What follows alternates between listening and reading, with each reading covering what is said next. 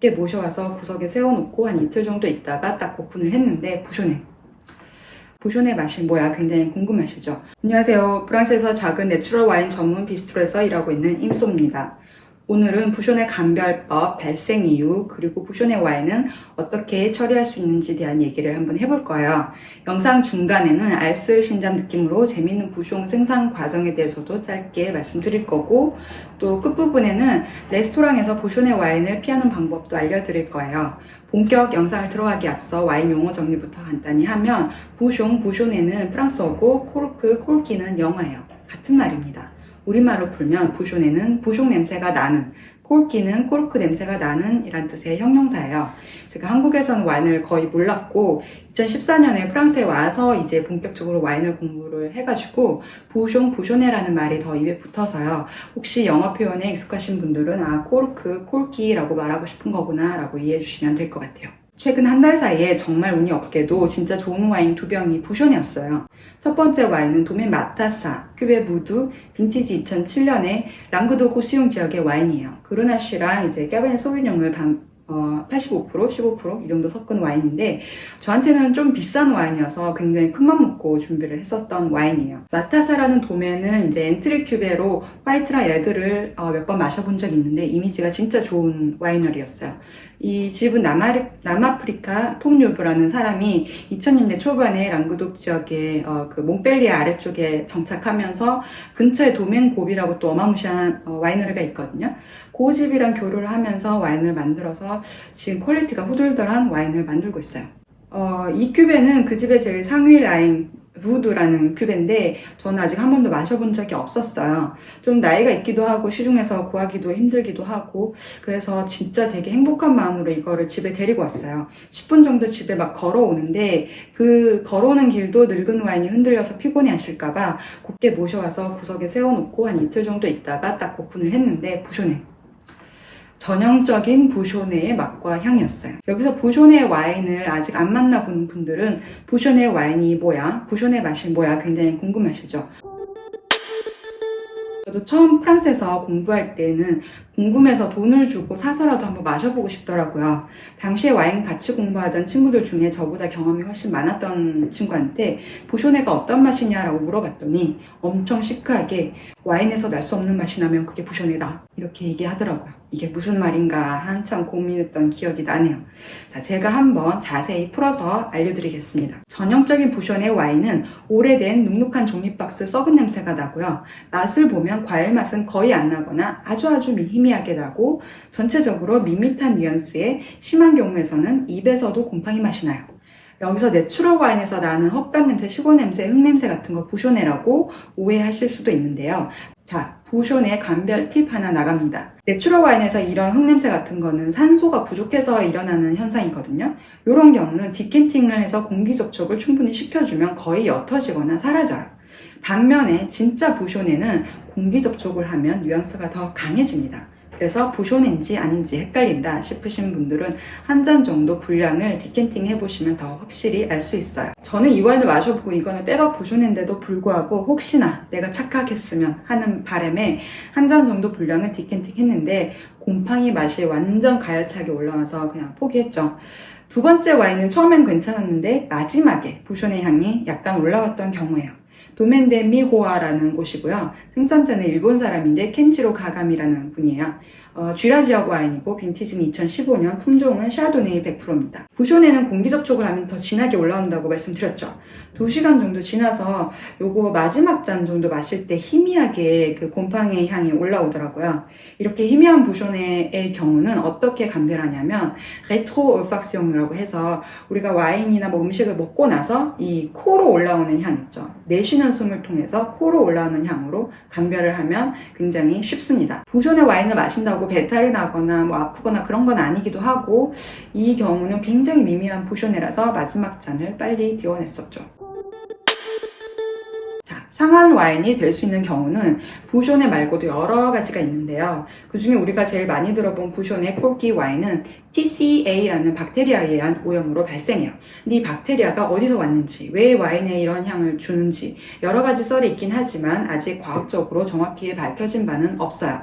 그래서 지금부터 말씀드릴 부쇼네 와인이 발생할 수 있는 세 가지 원인은 업계 사람들이 오랜 경험으로 인해서 이것 때문에 부쇼네가 될 것이다 라고 생각하는 것들이에요. 첫 번째는 부숑 자체가 생산 과정에서 오염됐을 경우예요. 어떻게 생산 과정에서 오염이 되냐면 생산 과정을 대략적으로 아시면 이해가 쉽습니다. 빠르게 한번 가볼게요. 부숑은 참나무 껍질을 재료로 만들어지는데요. 지중해 연안에 위치한 나라들에서 참나무가 많이 생산돼요. 그 중에 포르투갈이 유명합니다. 참나무가 30년 정도 되면 그때부터 이제 10년에서 12년에 한 번씩 나무 껍질을 채취할 수 있는데요. 손으로 이걸 일일이 뜯어내는 거예요. 나무가 150살 정도 될 때까지 채취가 가능하다고 해요. 그렇게 뜯어낸 나무 껍질을 야외에 쌓아두고 몇 개월 정도 자연 건조를 해줍니다. 건조 작업이 끝나면 공장에 데리고 와서 본격적인 작업을 시작하는데요. 일단 큰 스테인리스 통에 넣고 1시간 정도 물에 삶아요. 건조됐던 나무에 탄력을 주고 동시에 수용성 불순물들을 제거하기 위한 작업인데요. 여기서 8, 90년대 때는 이 나무 삶는 큰 스테인리스 통을 며칠을 계속 썼다고 해요. 흙이나 박테리아, 벌레 같은 게 계속 쌓여갈 테니까 엄청 더러웠겠죠. 그래서 당시에는 부숑 만드는 공장이 부쇼네 공장이라는 농담이 있었다고 합니다. 요즘에는 다행히 이 물을 자주 바꿔줘서 깨끗하게 관리하고 있다고 하네요. 자, 물에 끓여서 수분이 생겨서 말랑말랑 부드러워진 나무 껍질을 납작하게 펴서 휴지기를 거친 후에 부숑을 찍어넣기 위해서 적당한 크기로 자릅니다. 그 다음에 동그란 부숑 모양의 틀로 찍어서 부숑을 만드는 거예요. 이 부숑들을 다시 한번 세척 작업을 해주는데요. 마지막 제품 출시 전에 샘플을 채취해서 무게나 탄력, 박테리아 검사 같은 검수 작업을 거칩니다. 프랑스 남부에 디암이라는 회사가 있는데 부숑 만드는 회사로 되게 유명해요.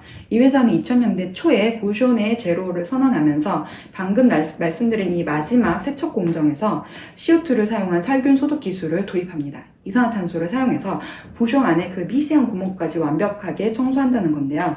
불필요한 TCA 박테리아 외에도 한 30여 가지 그 세균을 말끔하게 소독할 수 있다고 해요.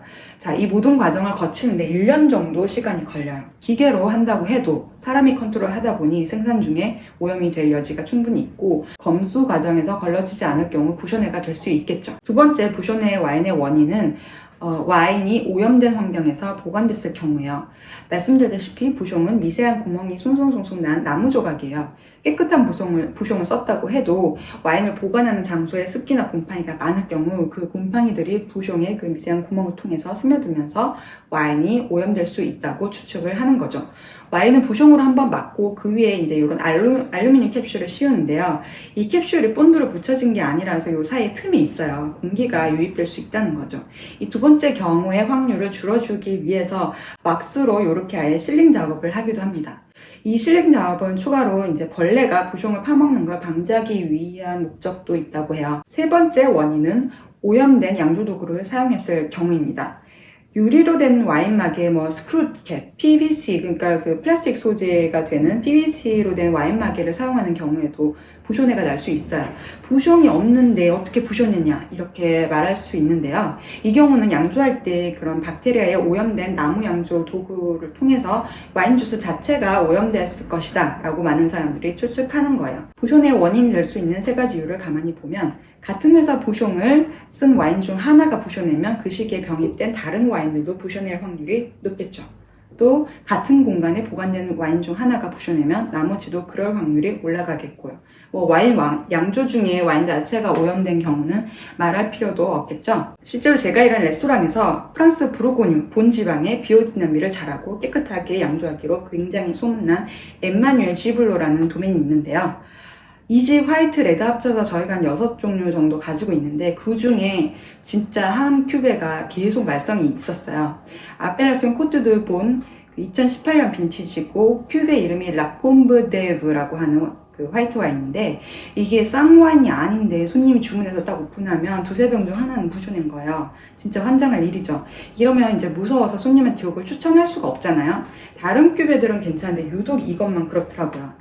이 큐베를 병입할 때 아마 부숑이 문제였거나 아니면 요 큐베를 보관했던 장소가 문제가 있었던 거겠죠. 부숑의 와인을 만날 확률이 100병 중 1병이다, 1000병 중 1병이다 뭐 이런 데이터가 있는데 이 숫자는 조사기관마다 사이트마다 다 달라서 별로 의미가 없을 것 같고요. 그냥 내가 구매한 와인이 어디서 왔는지, 어떻게 생산됐는지, 어디에 보관됐었는지에 따라서 확률이 바뀔 것 같아요. 그래서 제가 처음에 말씀드렸던 그 도멘 마타사의 경우도 첫 번째 병이 부숑이었으면 두 번째 병도 같이 생산되고 같은 공간에 보관되었을 확률이 높으니까 이것도 부숑일 확률이 있을 것 같아요. 그래서 지금 아직 무서워서 못 열어보고 있어요.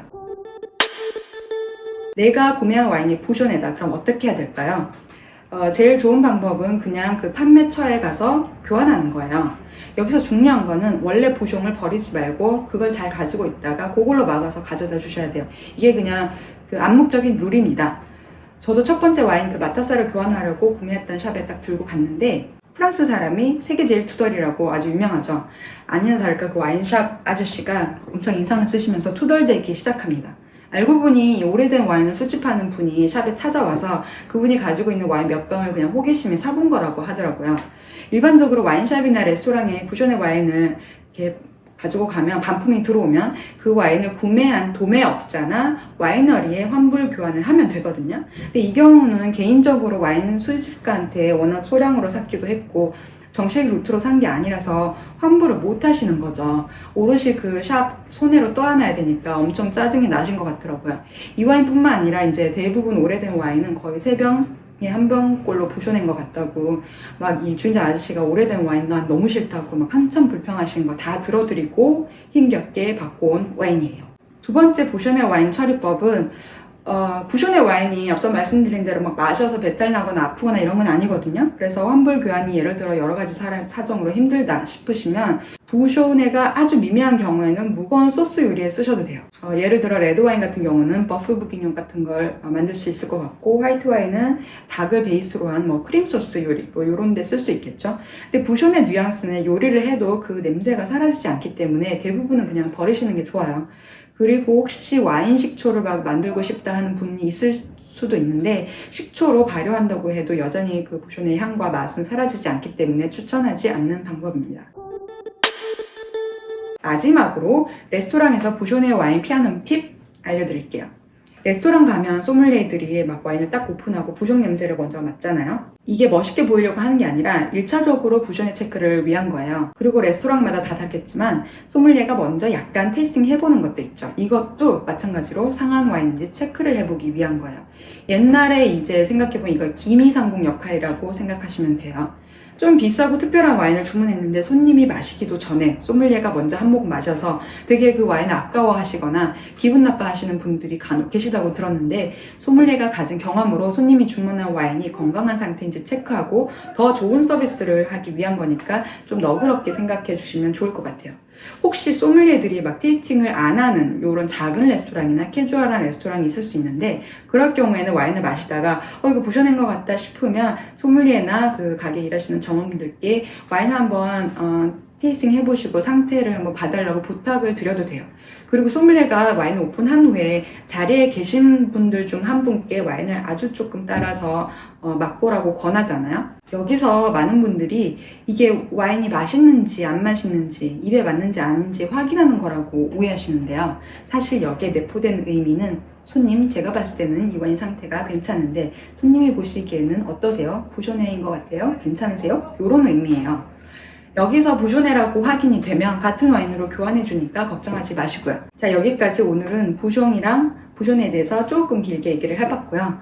다음 영상에서 또 재밌는 얘기로 찾아올게요. 임솜이었습니다. 안녕.